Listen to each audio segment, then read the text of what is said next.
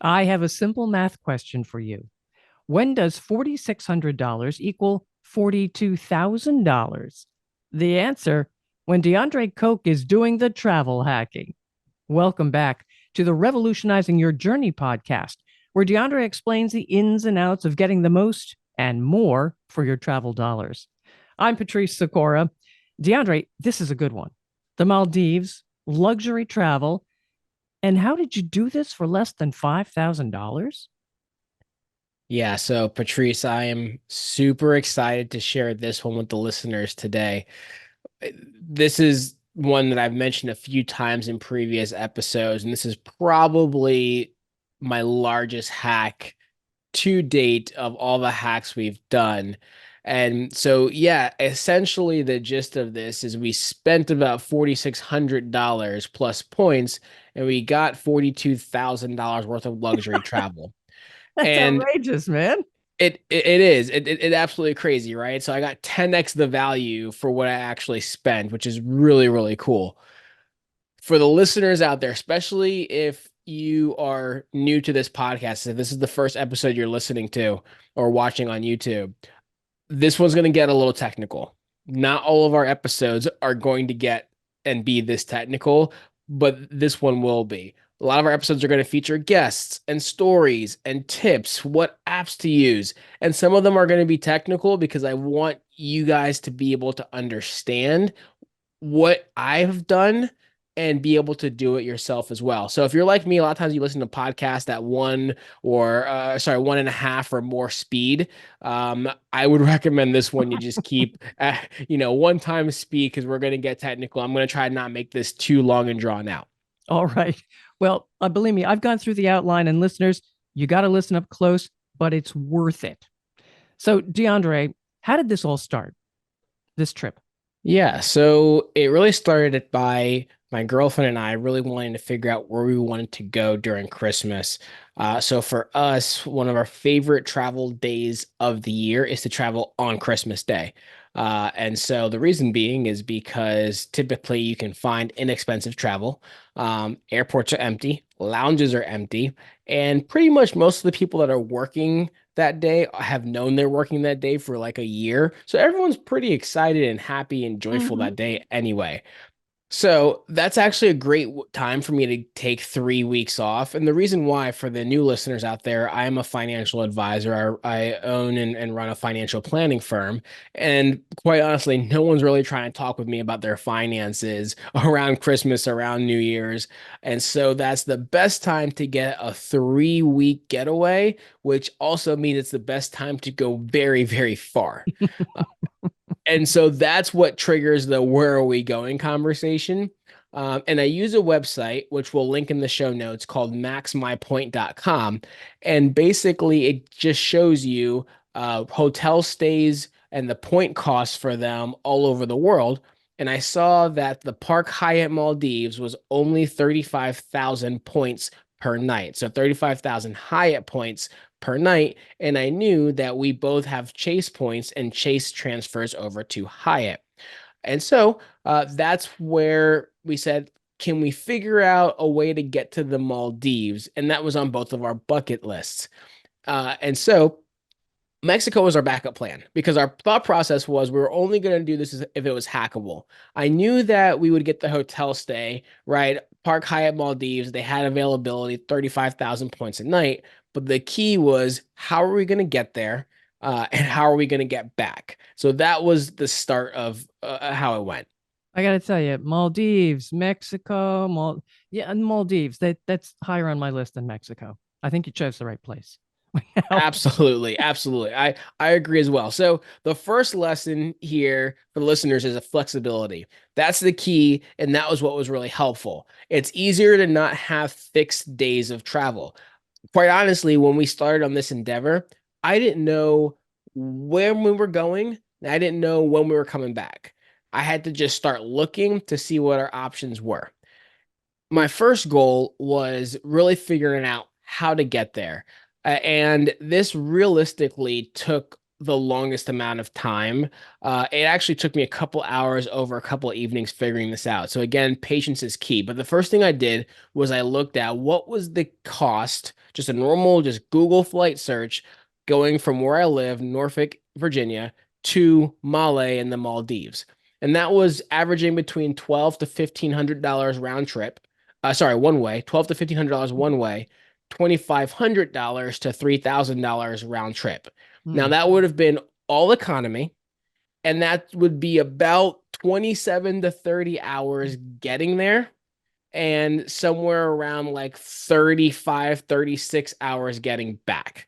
Right. So that would be a very, very long time to In a be. very, very small seat. Exactly. Exactly. And so flying economy the entire way. And at the same time, we knew that we would have access to lounges and stuff due to the travel cards we had, but it wouldn't be a comfortable way to get there. We'd probably be in layovers that were 4, 6, 8 hours. It would not have been ideal. So that was not okay. And I knew that there would be deals out there. You just have to know how to find them. So the next thing I looked at was what was the cost of business class. Now, business class was going to be about $4,000 to $9,000 each way. Mm. I did see one round trip option that was like 6K, but most round trip options were $12,000 to get from here to Male and back. And so in my head, my thought process was, can we get there for less than $4,000 total? Mm. Comfortably, right? Okay. That would be the goal. So that was first the flexibility part. So I had to do my research and see what is the cost? What would it look like if I just wanted to shell out cash and get there? Now, were you looking at, okay, this is dollars, obviously. What Mhm. about when do the points come in? When do you start looking at points? So the second thing I had to do was I had to really create a budget around money and points. And this is kind of lesson number two. So we have a lot of points between Taryn and I, but I don't want to blow them all in one trip. I want to be able to continue to use them for multiple trips as well. And if you remember, if you listen to previous episodes, I've said before, it's not a hack unless you're getting at least 2 cents or 2x of value per point. So if let's just say business class would be $6,000 one way per person, then if you do the math, 2 cents of value per point, $6,000, basically 300,000 points should be the max I spend one way per person. Mm. So I want to do better than that, to be very, very clear. I don't want to spend 300,000 points one way per person if I can help it. But at the very minimum, that should be the value I get to replace $6,000 of cost. So we basically kind of set a budget around $5,000 round trip because that would have been the same cost of economy, and a points budget of max 300K per person round trip. So I decided, hey, if we could do less than 600K, less than points, sorry, so less than 600,000 points and less than 5K cash spend, that would be a win for us. And the purpose and the goal again is I wanted to get luxury travel. We're going far. We're going literally to the other side of the world. I want to do so comfortably and not cramped. I want to get there feeling relaxed and refreshed, not feeling like I need to take a few days just to calm down from the travel. Mm-hmm. Gotcha. And so that started the research. And I wanted to research a lot of different ways to get there. And so you got to realize if you're new to travel hacking that unlike spending cash, sometimes there's not an easy flight destination with points. It's not easy to get to your destination with points. Just like you can go online, you can Google, I want to go from point A to point B, it's going to cost you this. It's not always the same way when you want to use points. Now, certain places, it's easy. You want to go to Istanbul, you want to go to Italy, you want to go to Spain, you want to go to Qatar. Those are easy. You want to go to London, easy. And then from there, you can probably find a nice little small hopper to go somewhere else in Europe and those type of things. But there's not always going to be that level of ease, especially when you're trying to go to a more remote destination like the Maldives. So this was more challenging because of essentially where it was specifically. Now, there is a free method of going about on these searches.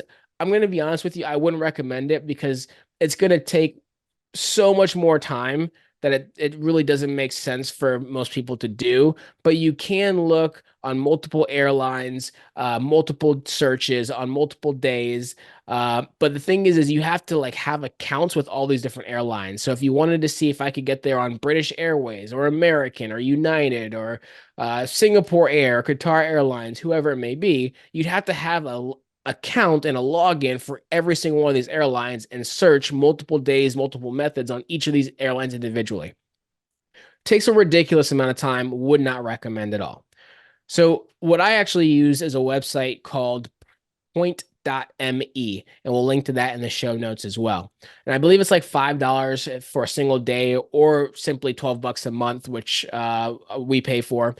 And it's really interesting and super easy because you can say you want to go from here to there, and it's going to look up every single airline, every single award flight, and it's going to give you the points it's going to take, and you can sort from low to high, which is what I do.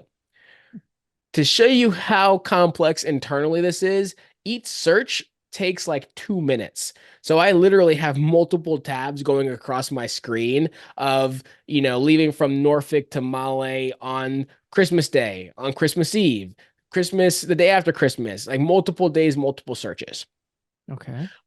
Right. So again, I know this is more of a technical explanation, but I want people to understand these are the things that we do to figure out how to strategize, especially for a complex trip like the Maldives.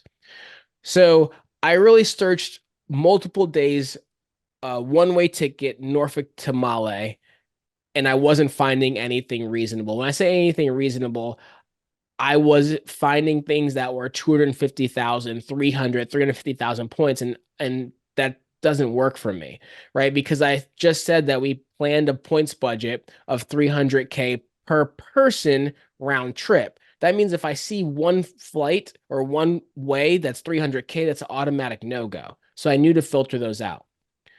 So then I had to choose a different strategy, and that's something called positioning flights. And I'm going to talk about that more in a future episode. But positioning flights is very simply, I'm at a small airport. I love my small airport. I can get in and out of customs. Sorry, I can get in and out of bag drop and security in total in less than 20 minutes. I've gotten to the airport 17 minutes before my flight and still made my flight. I love my airport, but it's not a JFK, it's not a Miami, it's not the big name flight, so I have to almost always connect somewhere where I want to go.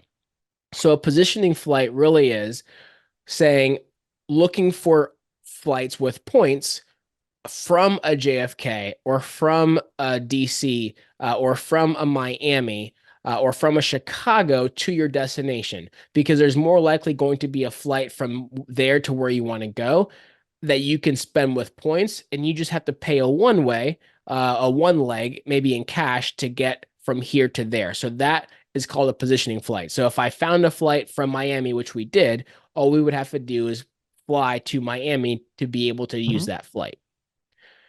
So I looked up the route to Male. I used a website, it's a flight connection website that you can actually use in order to see where all legs connect to through major airports.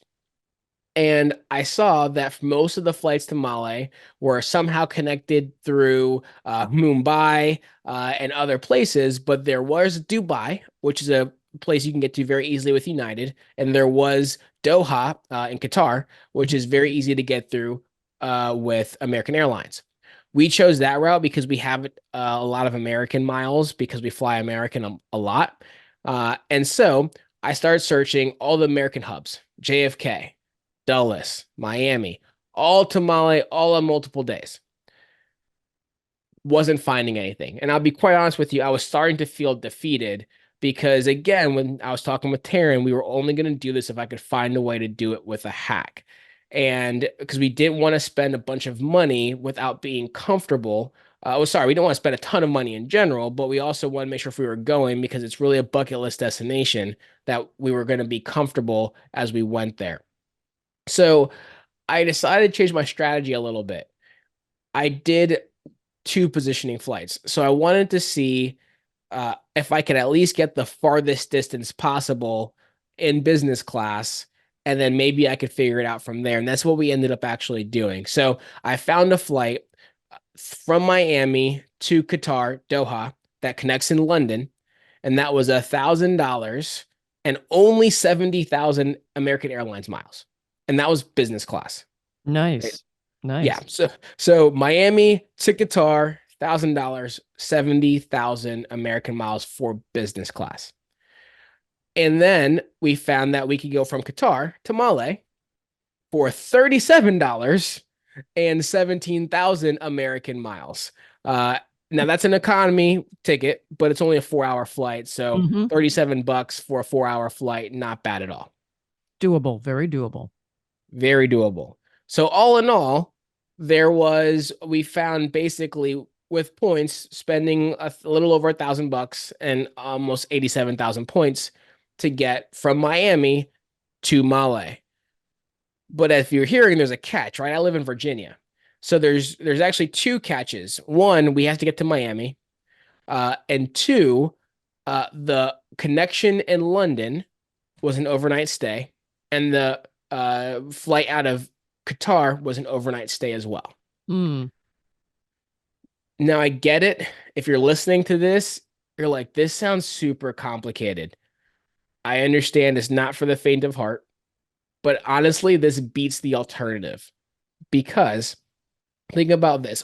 The alternative would have been a 2-hour flight, then a 13-hour flight, then a 6-hour flight, all with long layovers, all in economy. And so that ticket to Miami was $250 per person. Very easy. And Not it arrives in Miami at 8:30 in the morning, and we leave from Miami at 9:30 at night on Christmas Eve. $250. Not terrible. mm. I could think of some worse places to have to spend hanging out in the city than Miami for 12 hours. And then also, again, we had an overnight in London. But here's the thing. We actually land in London Christmas morning. We have an overnight stay. We paid $250 for the hotel there. It's a hotel called The Standard, which is a brand we really like. But again, we get to experience Christmas in London, which how many people have said that they've been able to do that? Right. And we fly out the next morning. Then we fly to Qatar and we land in Qatar and we spend $150 for the night at a Hyatt Regency. We're likely to get a room upgrade due to our Hyatt status. And we spent a whole week in Qatar. We're going to talk about that on another podcast. So we don't really feel the need to like explore Qatar. But now we leave Christmas Eve and we arrive in Male about 3 days later. And that's with rest and adjustments for time. And we're not going to arrive in Male and need 2 to 3 days just to recover from insane jet lag and being uncomfortable. But all these hotel rooms, do they bust your budget? So they did not. So check this out. The total cost to get there, including with the hotels, was $1,400 per person. And we spent about 87,000 miles, right? So economy tickets would have been $1,200 to $1,500 one way. Business class, $6,000 one way. All right. We ended up spending $1,400 with some points. And when you actually run all those legs together, the real cost of all those flights would have been about $9,500. So how many days does it take you to get to Male? So we leave Christmas Eve and we get to Male on the 27th, which Okay. by the time this podcast drops, we actually likely will be in the Maldives or in just getting there. So make sure to follow us on social media. Follow boldlygo.world on Instagram. You'll see the stories. You'll see all the travel live. You'll see the experience live as we're having it. But if you're listening to this the day or the week that this podcast drops, we are very likely actually in the Maldives as you're listening to this. Nice. All right. Oh, you've gotten there. It's wonderful. How do you get Yeah. back? Exactly. How do we get back? So that's the other part of the catch, right? Because I didn't book what I just told you we found yet because I needed to make sure we could get back. Because, okay, I found an option, I found areas to get us there. However, if the way back was impossible, then this whole thing was a bust. And I do want to make a quick note. I didn't book those hotels in London and Doha until literally just a few weeks ago. So that wasn't a factor in. I knew we were going to need to, but I knew that it wasn't going to be expensive. I knew hotels weren't going to be costly. So I don't think I had to figure out hotel stays and all those things at the same time. I did break this up to make it a lot more easier to do. Mhm. But I do also want to take a quick step back as well. When you do the math, if you plug in the real cost of what we should have spent, so if you use the calculator on our site, so boldlygo.world/calculator, if you plug in the real cost and what was paid for in points, this was a 9x redemption on points. And remember, I said 2 is the floor. We got 9 times on our points, including the factor of cash in that we paid, which is awesome. Again, this is the level of travel hacking you want to be at. This is expert level right here. So, kind of moving on, figuring out how to get back. This was actually dramatically easier. I kept searching routes from Male back home first. And I thought I was gonna have to do the same thing. Do I go from Male to London or Male to Qatar? And I got to figure all those things out. So no, actually, I was able to find on a specific day, Virgin Atlantic had a flight business class the entire way from Male to Norfolk, 100% business class. To Uh, Norfolk? to Norfolk, yes, to my little Wow. small airport in Norfolk for $660 cash plus 130,000 miles Per person? per person. Okay. Correct. Yep, per person. So 130,000 miles, $660, 100% business class. Now, I don't have a bunch of Virgin Atlantic miles. I don't fly Virgin Atlantic. Actually, I've never flown Virgin Atlantic at all. But I knew that Chase and Amex both transfer to Virgin Atlantic. Here's the beauty of it as well. During this time when we booked the trip, Point.me actually already had this figured out for us. Chase had a bonus of transfer going to Virgin Atlantic. So I actually only needed to use 102,000 Chase points in order to get 130 Virgin Atlantic miles. All right, wait a minute. How did you know that you could use Chase or Amex with Virgin? So part of one of the things that you about travel hacking is you want to be able to understand and have a good grasp on your travel partners and what cards transfer to who. You don't have to memorize this. It's all over the internet. The Point guys and NerdWall, they all have blogs that basically tell you the list and the breakdown, or you can just go on the website for Chase and Amex, log in, and you'll see.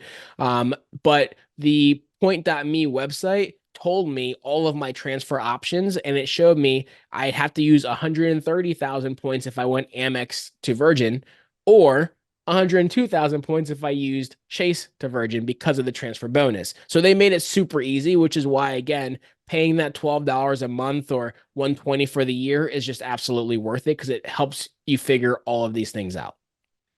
Keep going. So here's actually kind of the weird thing, right? So you just said, like, right, I found this flight to Norfolk, my little Really? small airport. I was like, well, what's the actual cash cost of this? I couldn't find it. It literally does not exist. I put in the exact same flight, the exact same itinerary, leaving on the exact same day. Does not exist paying in cash. One of those weird things that only exists paying in points. And so I estimated the cost of that to be, I played low. I figure it's probably more, but even if it's only $5,000, that route to get back home, that's still, if you do the math of what we paid in cash and what we used in points, that's still a 4x redemption, if not even more. Right. So now we can have fun and plan what we actually want to do because now we know when we're leaving. Now we Mhm. know when we're returning. And when you do all the math on that, our actual flight redemption, So we got business class. We saved about $12,000. And in all, we got about 6.5 times or 6.5 cents per point that we used. So this was an absolute win in our book. And since we had both of the legs figured out, that's when we went ahead and booked it. I'm still amazed you found that flight from Mali to Norfolk. I just don't. It was insane. Absolutely insane. Absolutely. All right. So you've booked your process is to book the flights first, correct? And then you build Yes. from that skeleton.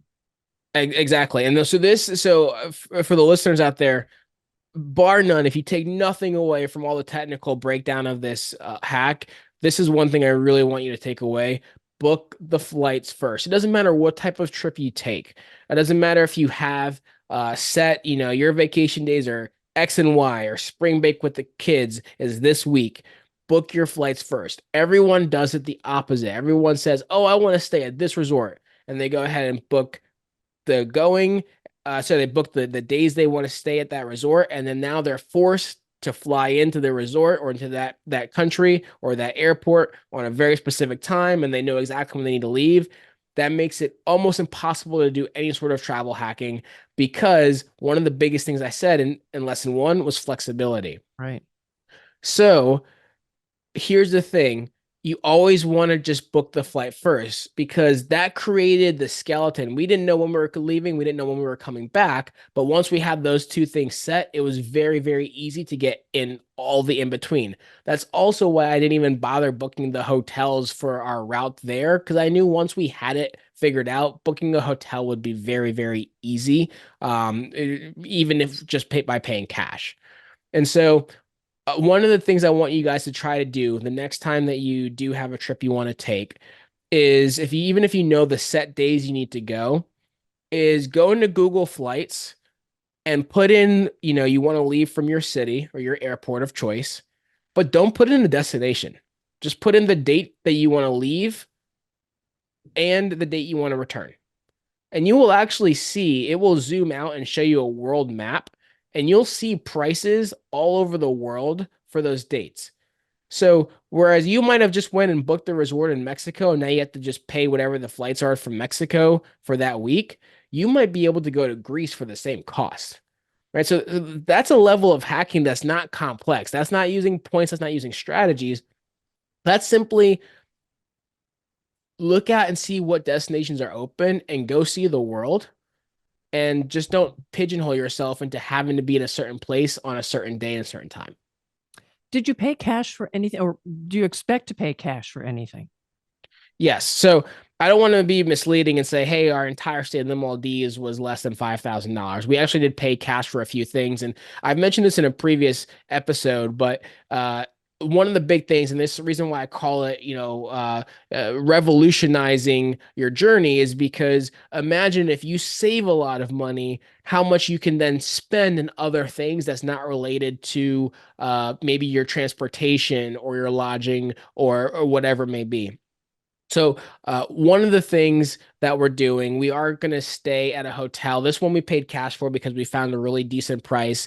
It's an adult only stay over water, in overwater villas. Like kind of anytime you see the Maldives, you see the overwater villas. Every hotel has it, but we found one that was adults only that we really wanted to stay at. So we're staying there for a few days when we get there.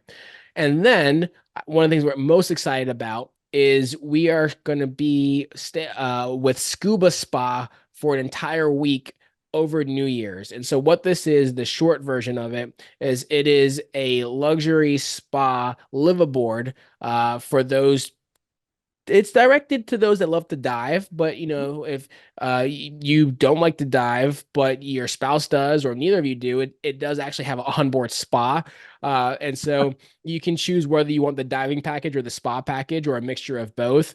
But it's top rated. It's talked about in all the diving groups. It's the experience of a lifetime. I don't think there's a higher rated live aboard in the world that I've seen. And so if we're going to go there, we're going to want to experience this. This was probably one of the more expensive things that I've bought as from a travel standpoint. But again, it's one of those once in a lifetime experiences, and doing it over New Year's. And we're going to have a recap. I'm going to have a debrief with Taryn on the whole trip. And so we'll talk about it in a lot more detail. I can't wait to hear about that. I know you both like to dive. That'd be we, great. it's going to be awesome. I can't wait to tell you the stories and what Yeah. happens there. Mm. And again, follow us on Instagram because you'll see the stories. You'll see what's happening in real time. But there's one final hack on this trip that I want to unpack. And so I started all this by talking about Max My Point, that website, and it said that there was the Park Hyatt in the Maldives that's available 35,000 points per night. And so that is a Category 7 Hyatt resort. So there's 1 through 8, 8 being the highest. Category 7 Park Hyatt, that is pristine. That is up there. That's a great place to stay. Now, actually, when I was looking at this and we were planning this out, it was $2,600 a night cash. I did see right now, looks like it's like 1,500, so that's dropped a little bit, but it's still not cheap. It's pretty expensive to stay there per night, and that's for a beach villa. It gets more expensive if you want the overwater kind of Maldives experience. Now, because we already are going to have the overwater Maldives experience, and then we're going to be on a live aboard kind of luxury boat for a week, going around all the islands, we didn't really Hmm. feel the need to do another overwater villa. And so the 35K chase points gets you their beach villa, which is still very, very nice. And you could pay more cash on top of that to upgrade, but again, that's not what we're doing. But we'll be there for 4 nights. And so if you do the math on that, that's about 140,000 Hyatt points needed to get 4 nights. And so one of the reasons why I love Chase so much is because Chase transfers to Hyatt, and Hyatt gets you some of the best hotels in the world for very little points. And so what we did is we transferred our Chase points over to Hyatt. And that was our 140,000 points right there. And so when you do the math at the $2,600 cost that it was, that was another 9x redemption on our points. But even if it's $1,500, that's still a 4x redemption, right? So it's still beating the two. It's still a phenomenal hack. I am in awe. I'm following this all. It makes absolute sense. The work you went in, the knowledge that you put into this. I am in total awe, DeAndre. But now give me the bottom line numbers. Where do you stand with this trip now? Yeah. So from a hacking standpoint, again, there's other aspects that we pay. And when we get there, we're going to pay more, right? For food and dining experiences, all the different things. But from a hack standpoint, the cash cost of all the flights, all the extra hotels we did need because of how we did it, which I do want to be very clear. If we had paid 6 grand or 9 grand in business class, we would have likely not needed the overnight hotel stays. There would have just been a bunch of layovers tied together. So that is a little bit of a difference. But with our flight, with the hotel stay, with everything there and back, and getting the stay at the Park Hyatt, which is 35,000 points per night, zero cash needed, we spent exactly $4,608 and we used 519,000 points. So $4,600 in points, sorry, $4,600 in cash, Mm-hmm. 519,000 points. Now that's for 2 people for a pretty incredible stay. Mm-hmm. The real cost of that, the hackable portion of that, would have been $42,000 if you break down business class both ways for both people, as well as the stay in the Hyatt for just those few days. How long did it take you to put this together? So, quite honestly, in total, it probably took a couple evenings of just kind of scanning for an hour or two, opening all these tabs, trying to do all these searches. And again, honestly, the hardest thing to find this entire time was just getting there. I thought getting back was going to be just as difficult, but it wasn't. Like I said, it was super easy. I was prepared for it to be more challenging. Getting there took the most amount of time. Getting back was super easy. And then we already knew that the Hyatt points were going to be there, right? That wasn't really much of a risk. We knew it was me 35K points per night. We could have honestly decided to go stay more nights. We just chose not to because we had more chase points to use. But we felt like we had gotten enough, especially it was already constrained around 3 weeks. And the scuba spa piece is literally right in the middle. So we have a few days before, we have a few days after, but that took up an immediate 8 days as well. So it wasn't done in all in one setting. We figured out the flights first, like I mentioned. We figured out our stays in between second. And then the very last thing we did was we booked the layover hotels last. And in the last episode with Taryn, we talked about one of the apps that she introduced me to, which is TripIt. And we'll link that again in the show notes. But TripIt was super incredible because it shows you a full itinerary of what you've booked, right? So as we're booking things, it's actually it scans our email and it sees confirmation numbers and it loads things in for us. And anything it doesn't load, you can forward to them and they automatically put it in. And so we could see where our gaps are. So we could see, oh, you know what, we need to book a hotel for this, or we need to book a hotel for that. So it made it really easy to plan.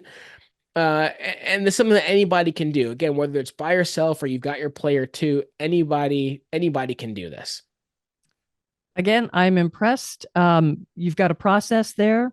Why don't you remind us of the process that you use with the chase cards? Yeah. So uh, again, something like this, if you've never done travel hacking before, again, this is a lot more complex than what I would recommend someone try from day one. But I know you also hear I say, 519,000 points, and you might think, I will never accumulate that much. You must spend a ton of money to be able to do that. That's actually not really the case. Um, there's a process to that. The first sign up bonuses are key, right? You can get a Chase personal card like the Sapphire Preferred or Sapphire Reserve and get 60,000 points or more for yourself and your partner, travel partner, your player too, whether that's your significant other or just a travel buddy or sibling or a parent, they can do the same thing. And that's now 60K points times two. So that's 120,000 points right there.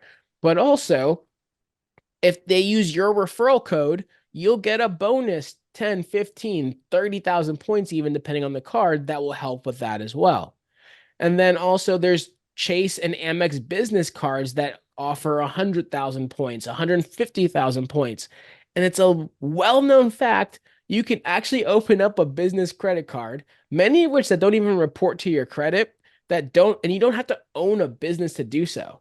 So just like on a personal card, you can put business expenses, you can put personal expenses on a business card, right? So there's a few different tips and tricks. We're going to talk about unpacking a lot more episodes, but basically the sign up bonuses can get you half the way there, especially if it's you and a partner.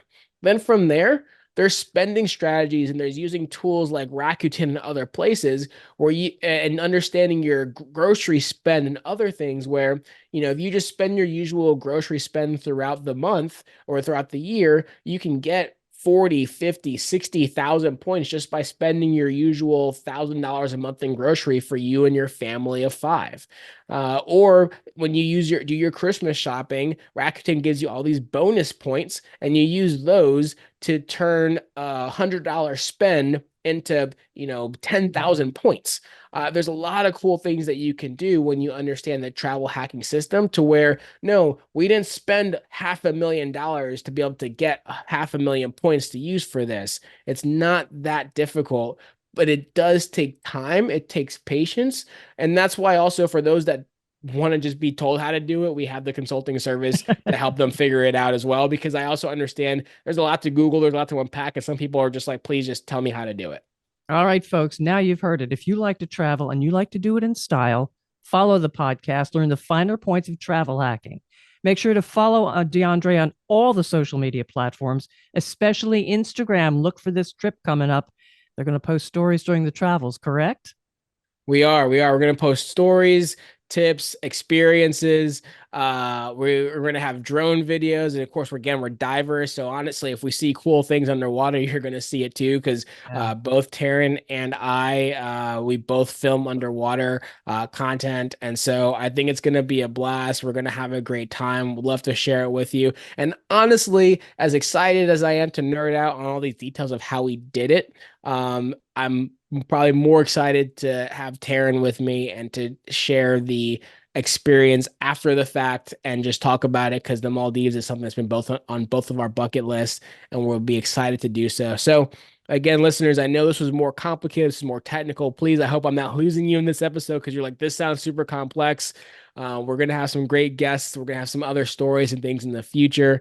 But I also want you to be able to know that this is doable. And honestly, if you want to do the same thing, we could do the exact same strategies and get you to the Maldives as well. And don't forget to visit boldlygo.world to sign up for the newsletter there. You'll get a card category breakdown cheat sheet and recommended card list for travel hacking. And of course, don't forget to share this podcast, like it, subscribe, tell your friends, and find your second player for the travel hacking game. Thanks for being with us.